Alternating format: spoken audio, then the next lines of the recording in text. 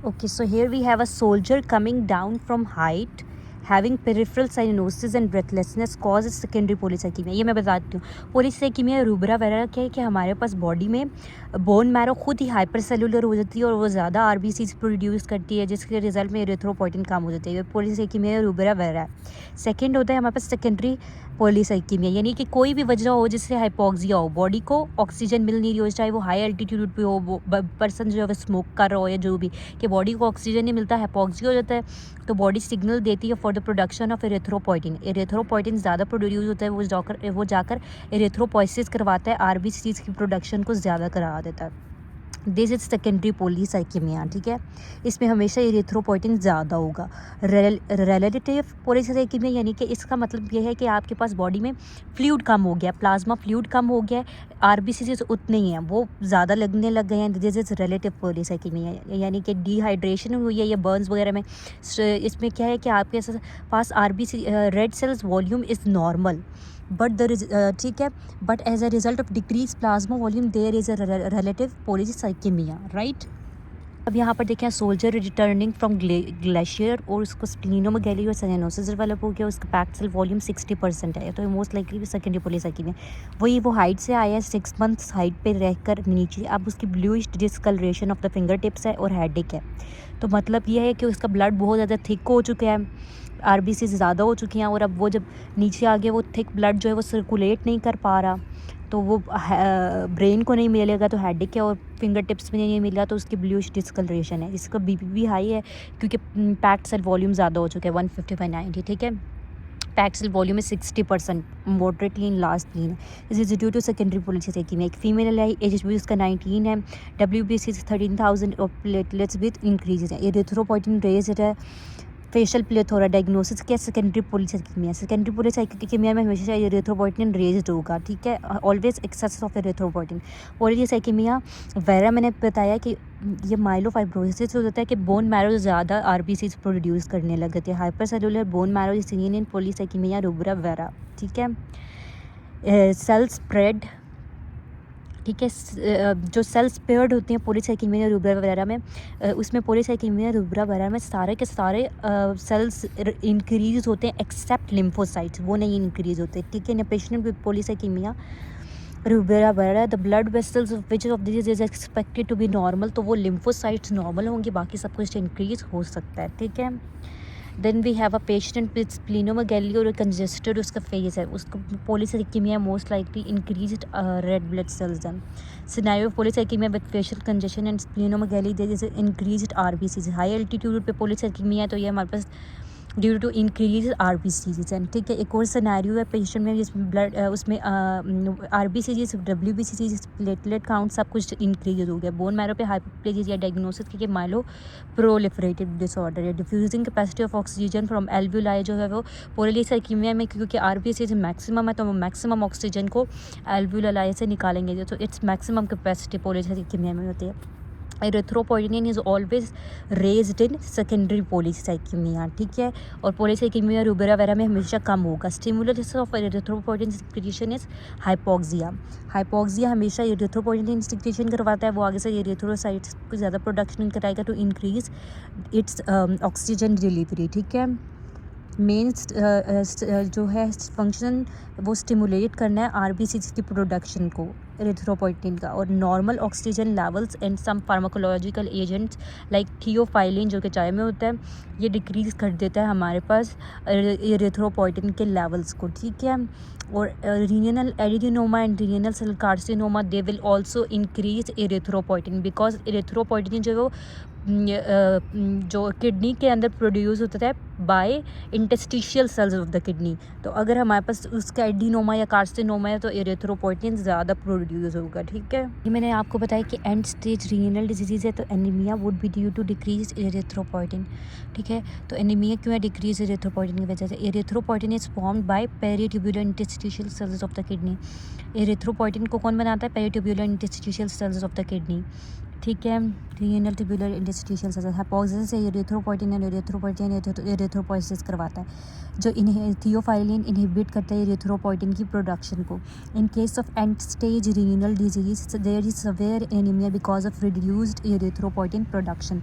अब एक पेशेंट आता है हमारे पास with end stage renal failure है उसको पेलर फेटिकेबिलिटी लिथार्जी है for last 3 months. Creat level उसका 4 है यानी कि क्रेटिनिन लेवल हाई है, HB उसका लो है और एनीमिया है। तो it is because of erythropoietin deficiency. ठीक है। अगेन सेम उस तरह का ये सिनेरियो है यानी कि जब भी एंड स्टेज रीनल डिजीज़ है, रीनल फेलियर का पेशेंट है तो एरिथ्रोपोइटिन डेफिशिएंसी की वजह से उसको एनीमिया डेवलप हुआ होगा। ठीक है। तो हमने आम तौर पे इस तरह के पेशेंट को जो है वो नॉर्मोसाइटिक एनीमिया या नॉर्मोसाइटिक नॉर्मोक्रोमिक एनीमिया होता है हीमोडायलिसिस में। हम इसको कैसे बढ़ाएंगे? बाय गिविंग IV एरिथ्रोपोइटिन या फिर सबकुटेनियस एरिथ्रोपोइटिन देंगे ऐसे पेशेंट को हम। ठीक है। इसके अलावा CKD के पेशेंट को सवेयर एनीमिया में कॉस्ट इफेक्टिव अगर जो फर्स्ट लाइन ट्रीटमेंट है कॉस्ट इफेक्टिव वो हम रिकॉम्बिनेंट एरिथ्रोपोइटिन भी दे सकते हैं या IV भी दे सकते हैं या सब कट में भी दे सकते हैं। ठीक है। लेकिन आपने इसकी HB को 9 to 10 तक रखना है, इससे ऊपर नहीं लेके जाना रीनल फेलियर के केस में because there is increase risk of mortality अगर आप इससे ज़्यादा ले जाएंगे। ठीक है। ऐसे पेशेंट में राइट फ्लैंक पेन है हीमोजूरिया और प्रोटीन यूरिया। ठीक है। अगर ऐसे पेशेंट में आपने एरिथ्रोपोइटिन दिया और उसमें अब फ्लैंक पेन है हीमोजूरिया पे प्रोटीन यूरिया पे, इसका मतलब है कि आपने इंक्रीज़ कर दिया एरिथ्रोपोइटिन को। ठीक है। Erythropoietin is increase in high altitude, ये हम पहले पढ़ चुके हैं। Erythroid stem cells of the bone marrow are active in cell cycle and they are capable of cell renewal for a considerable period of time. ठीक है।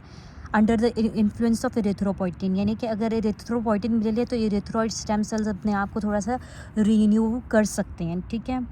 अच्छा 33 weeks baby born at 33 weeks this shows microcytic hypochromic anaemia 25% उसकी haematocrit है and normal saturation. अब हम उसको क्या देंगे? एरिथ्रोपोइटिन देंगे और साथ में कुछ फॉर्मुलरी प्रोडक्ट्स देंगे दैट कंटेन्स आयरन, क्योंकि ये आयरन की डेफिशिएंसी भी है और वैसे भी एनीमिया है। तो आप इसको एरिथ्रोपोइटिन भी देंगे और साथ में कुछ फॉर्मुलरी प्रोडक्ट्स देंगे that contains iron.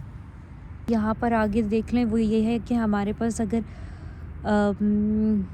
Renal in case of renal adenoma आपके पास एरिथ्रोपोइटिन ज़्यादा प्रोड्यूस होगा जो एरिथ्रोसाइटोसिस करवाएगा।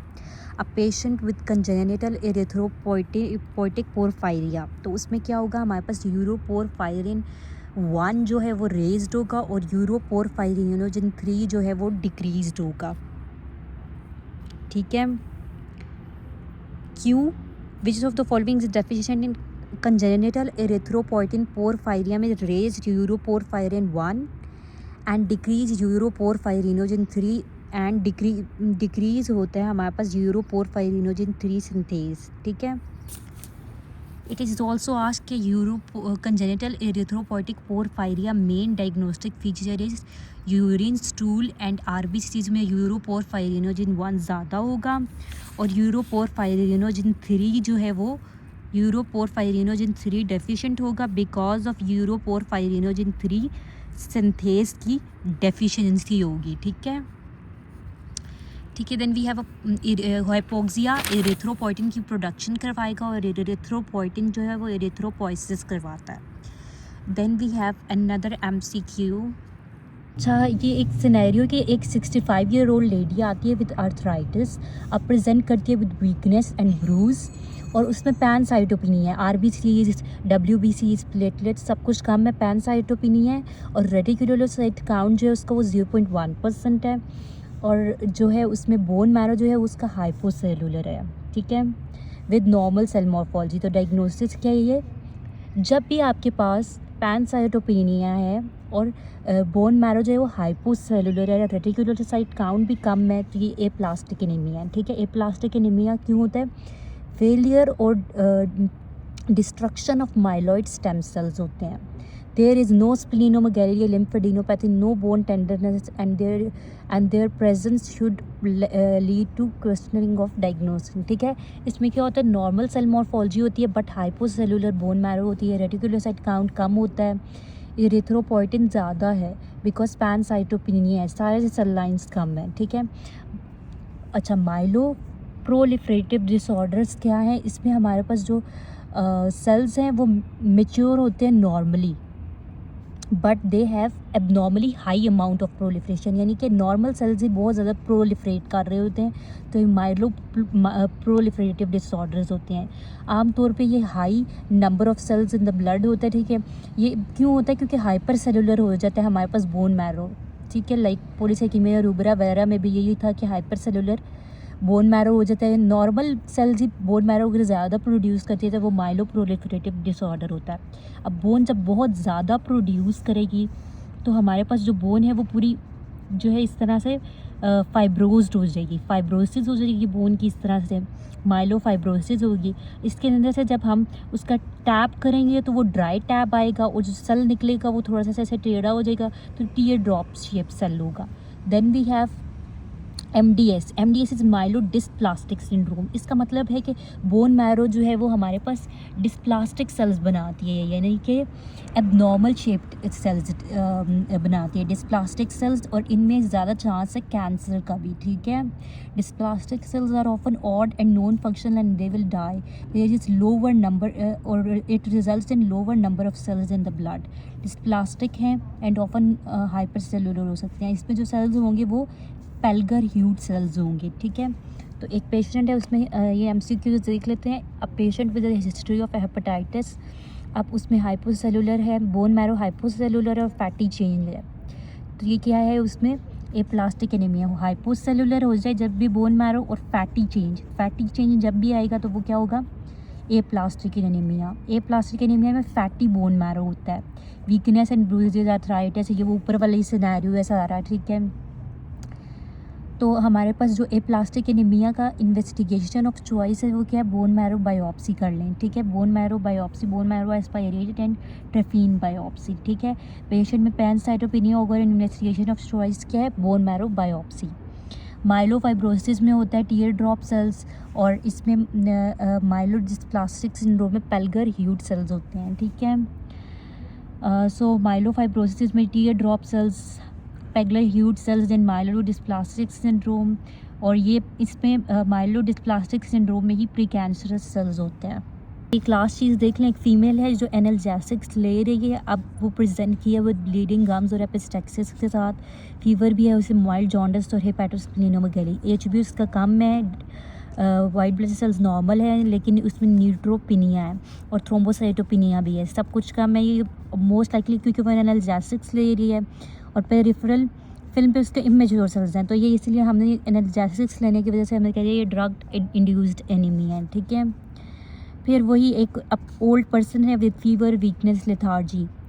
ब्लड सेल्स पे इंक्रीज, RBCs हैं, WBCs भी इंक्रीज हैं, और प्लेटलेट्स भी, यानी कि सारा कुछ ज़्यादा है. बोन मैरो पे हाइपरप्लेजिया, तो ये क्या माइलो प्रोलिफरेटिव डिसऑर्डर जब सब कुछ ज़्यादा है. ठीक है, with this we are done with the chapter of haematology. Thank you.